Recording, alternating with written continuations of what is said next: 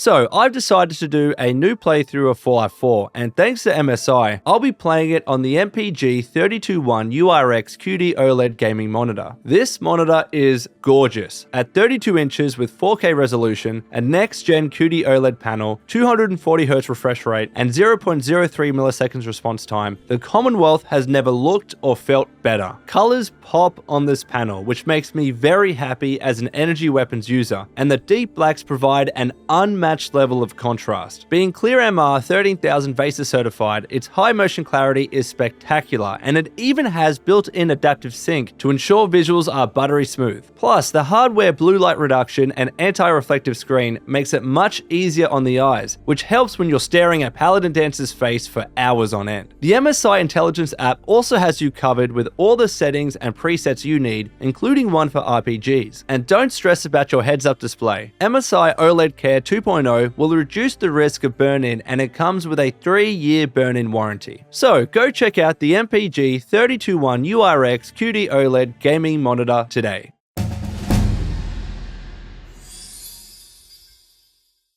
Alright, so supposedly several Xbox plans have leaked, and we need to get into them. Especially one of them that I have a bit of a bone to pick with, but the other ones are just generally interesting.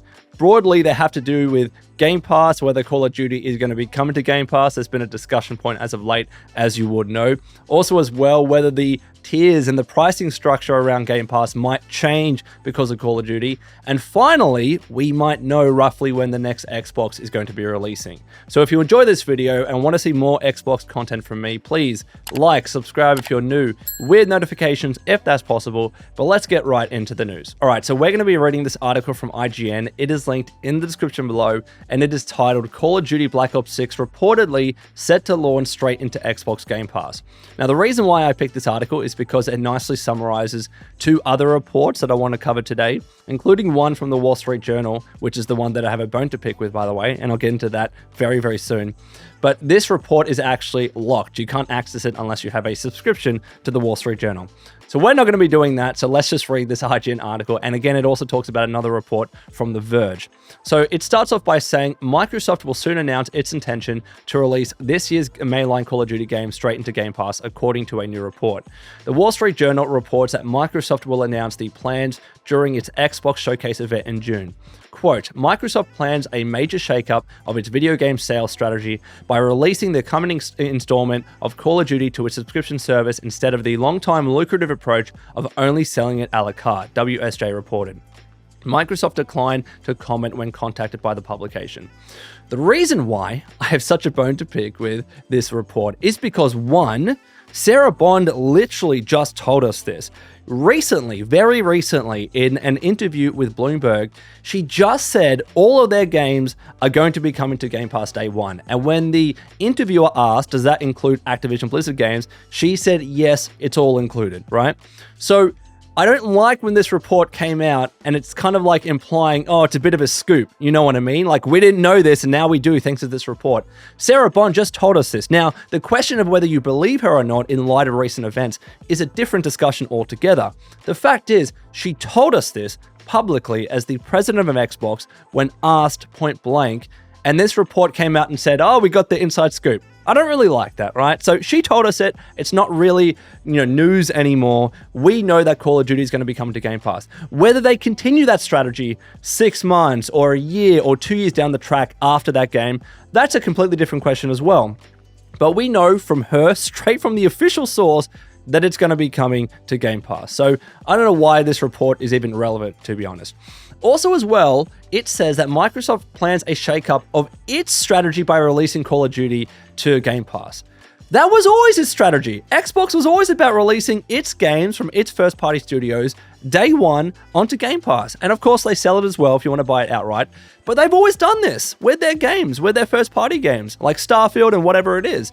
So it's not a change up to their strategy, it's a change up to Activision's strategy, who of course has just been acquired by Xbox, right?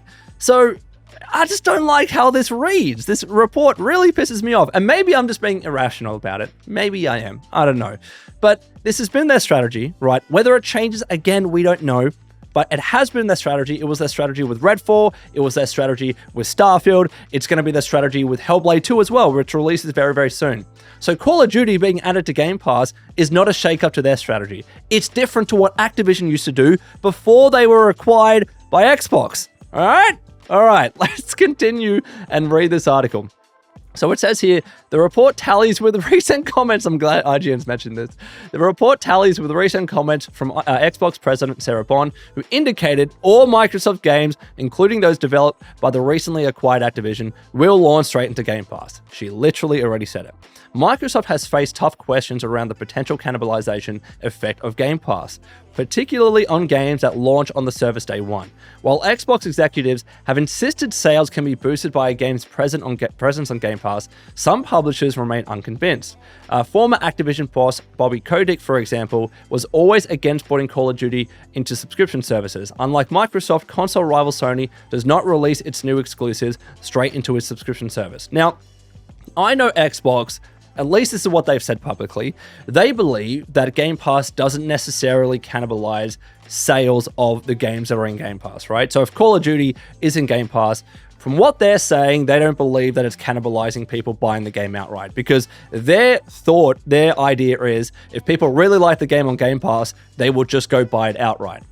I don't agree with that. I've always believed that to some extent, a game being on Game Pass does cannibalize sales.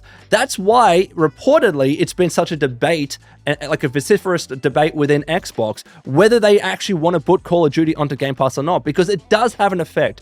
Let's not, kid ourselves here. It absolutely has an effect. If someone can just play Call of Duty on Game Pass and they're always subscribed to Game Pass year round, why would they bother buying Call of Duty? There's literally no point for them to do so, because they'll play Call of Duty, they'll play for a little bit, they'll finish the main campaign, play a bit of the multiplayer, and then they'll probably move on. There's no need at any stage to buy Call of Duty outright, unless they happen to have a reason to stop subscribing to Game Pass and they still wanted to play Call of Duty. But how often does that happen, right? You're probably stopping subscribing to Game Pass because you want to save a bit of money. So who stops that and then goes and buys the more expensive Call of Duty at full price? I just don't necessarily believe Xbox in that regard. There is some cannibalization. To some extent, there has to be, given the entire strategy of Game Pass.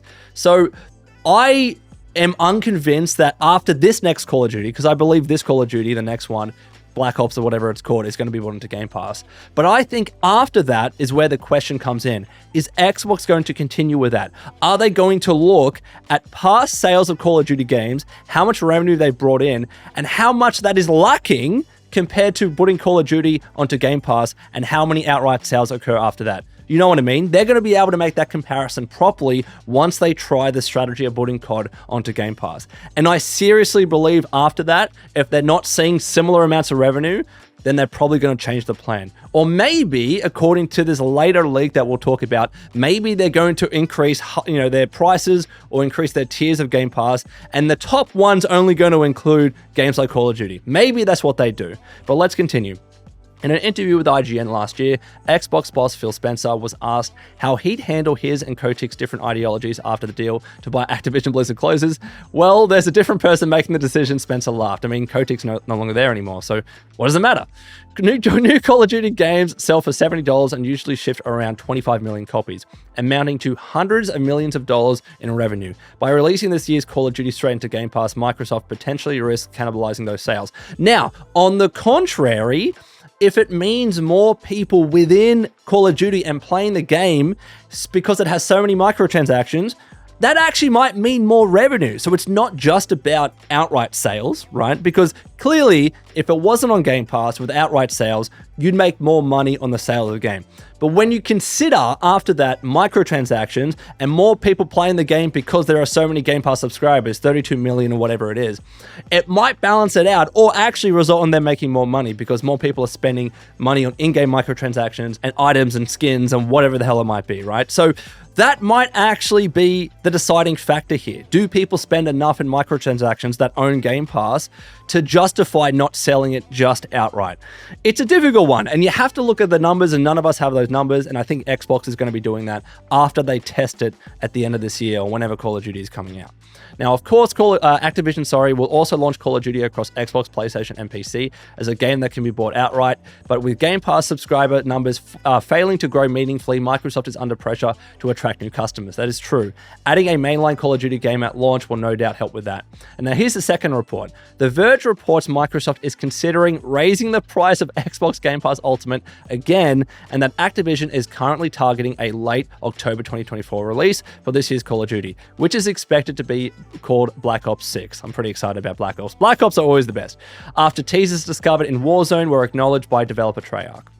Microsoft is also rumored to be ready to release the Call of Duty back catalog of video games into Game Pass ahead of Black Ops 6's release. Now, I think releasing the back catalog of Call of Duty games is fine on Game Pass because how many people are buying old Call of Duty games right now? Usually people buy the new and fresh thing, which is going to be Call of Duty Black Ops 6. So I wouldn't be surprised if at the showcase they're like, yep, all back catalog Call of Duty games are going to be on Game Pass. And then you have Black Ops 6 to be looking forward to reportedly in October this year. And then finally, Microsoft is in the process of cutting 1,900 staff. Early this month, the company shocked the video game world, that's an understatement, by announcing the closure of Hi-Fi Rush developer Tango Gameworks and Redfall developer Arcane Austin. There are fears more cuts are to come. Actually, there's been a few cuts in the past few days, but I'm done talking about layoffs. It's so depressing. So that was that report, and now I want to talk about these two other reports that have been talked about by Insider Gaming. So those are linked in the description below. The first one is titled, Microsoft to make changes to Xbox Game Pass tiers because of Call of Duty, it's claimed. So with the reports circulating that Microsoft is set to put Call of Duty Black Ops 6 onto Xbox Game Pass at launch, the company appears to be ready to make changes to the service's tiers as well. It always trips me up when those sentences aren't structured properly. Anyways, according to multiple insiders, Xbox Game Pass is set to receive changes to its tiers due to the addition of Call of Duty. Quote, we can assure you that changes are coming to the Xbox Game Pass tiers mainly due to Call of Duty. Insider X's First V posted on Twitter. I've talked about this insider before, relatively good track record when it comes to this stuff, but of course, grain of salt with anything like this. There are still things to confirm, but I hope to report back soon. And then this one says, this was then followed up by Shinobi602, who I definitely trust, on Reset Era saying there will be changes, yes. And the article continues by saying, whether that means price changes or simply adding another premium tier remains to be seen, but it seems clear that more changes are in store for Xbox Game Pass. Currently, the service has three total plans. There's Xbox Game Pass Core for a console that replaces Xbox Live Gold for $99 a month, USD obviously, Game Pass PC for $99 a month, and Xbox Game Pass Ultimate that covers both console and PC for $16.99 a month. Insider Gaming has reached out to Microsoft, They're never going to respond to this until they announce it. But what do I think about this? I think it's definitely possible. Look how many subscription services and streaming services have increased their prices lately. Netflix, Amazon Prime, Disney, Crunchyroll, everyone has done it. And recently, Xbox has done it as well with Ultimate. I can assure you that $16.99 is probably going to go to at least $18.99, if not $20.99, right? And again, that's just going to try and make up for the fact that Call of Duty is going to be on there, and it's probably going to have slightly less outright sales as a result of that. Even though Xbox doesn't say that publicly, they're smart. They know that's exactly what's happening, at least with some portion of their audience. So why not increase the price of Game Pass in order to make up for that? I think it's obvious that's going to happen as one option, or as I kind of alluded to before, maybe they add a higher ranked tier where games like Call of Duty and maybe Elder Scrolls 6 are only available within, right? So if you want to play those bigger titles, those bigger AAA titles, you need to get the top plan of Xbox Game Pass, whatever that is called. Or maybe they introduce like a mid-tier thing that doesn't have games like Call of Duty or whatever.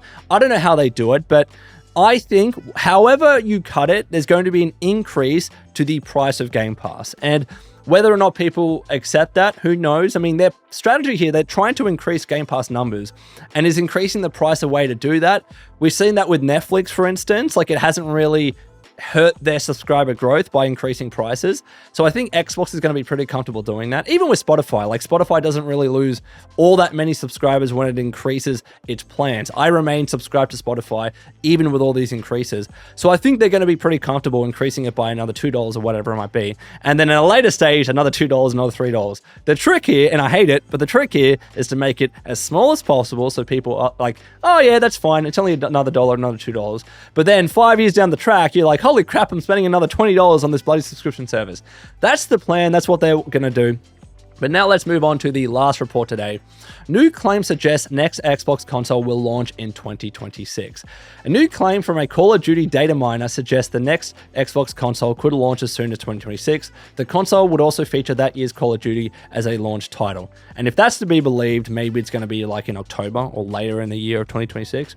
But quote, hearing from trusted sources that the next Xbox is planned to be released in late 2026, the Ghost of Hope wrote. I've never heard of this data miner. I've never heard about this insider. So this one, I'm very much taking with a grain of salt. Who the hell knows? Quote, very likely that COD 2026 is a day one release for it. I mean, like, that's one of the things that you say that will probably be right? You know, like, oh, Xbox is probably going to release a next-gen console there. And then it proves to be right, and then you can be like, haha, see? But it's a pretty obvious thing to be guessing, like if you look at console cycles and whatnot. But that's what they say. And Call of Duty 2026 is being developed by Infinity Ward. It's also worth noting that Ghost of Hope has sources within Activision, which could be where his information is coming from. Look, maybe he is or they are a legitimate insider. I don't know. This is the actual tweet itself. Believe it at your discretion. I would still say take it with a grain of salt. But Microsoft has gone on record multiple times in saying that a next-generation Xbox console would be coming. That's true. Sarah Bond has talked heavily about it, but she's never specified a specific year or date or even a window. In an episode of the official Xbox podcast in February, Xbox President Sarah Bond, here we go, said that the company was excited about exited about what's coming with the future Xbox hardware. We're also invested in the next generation roadmap, she said. What we're really focused on there is delivering the largest technical leap you will have ever seen in a hardware generation, which makes it better for players and better for creators and the visions that they're building. These ads are really distracting on Insider Gaming. I can't use ad block because that's hypocritical as a YouTuber. But then they continue. In April, according to an internal email, she reiterated that the company was moving full speed ahead on the next system. As far as the timeline for a next-gen console goes, it was discovered as part of the case investigation Microsoft's purchase of Activision. That doesn't make sense either. That the belief was that the next-gen consoles from both Microsoft and Sony wouldn't be coming until 2028. The document source in the case was from 2022, so that could be out of date, as we talked about before. In its most recent earnings, however, Microsoft says that Xbox hardware sales were down 31% year over year. That could change the timeline for getting its next console out the door.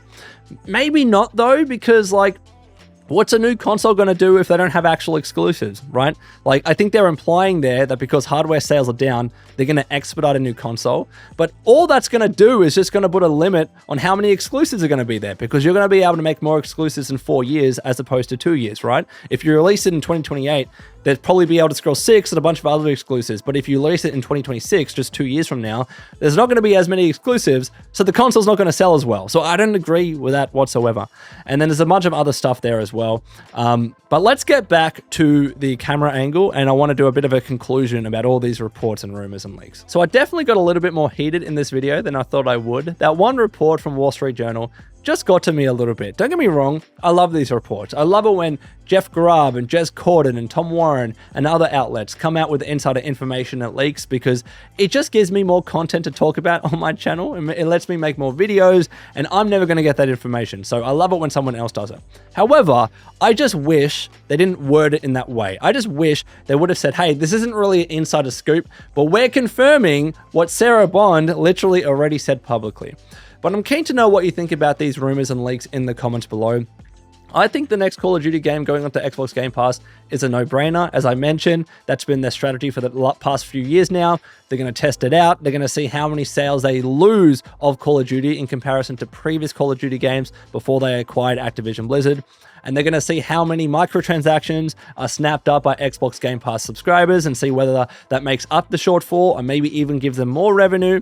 So then they tally all the numbers and then they'll make their mind up about future releases. Whether the Call of Duty after that or Elder Scrolls 6 or other big exclusives from Xbox Game Studios are also going to be brought onto Game Pass, or whether they mix it up, or maybe they again increase the price of Xbox Game Pass Ultimate or add another tier that just have titles like Call of Duty and Elder Scrolls 6. There's a million things that they could do, but I think they need to test it out after this Call of Duty. That's probably the best approach for them. But let me know in the comments below what you think. As for that new console coming out supposedly in 2026, I think that's a little bit too soon. I'm more leaning towards 2027, 2028, especially because that gives them more time to work on exclusives and let them come out of the gate really strong with a bunch of exclusives for the new Xbox console. Even though those titles might eventually go to PlayStation 5 anyways, at least so long as there's a window of exclusivity, it would be a good reason for people to buy that new Xbox console. But let me know what you think, and until next time, this has been the Lone Vault Wanderer. Please take care of yourselves, and would you kindly keep fighting the good fight.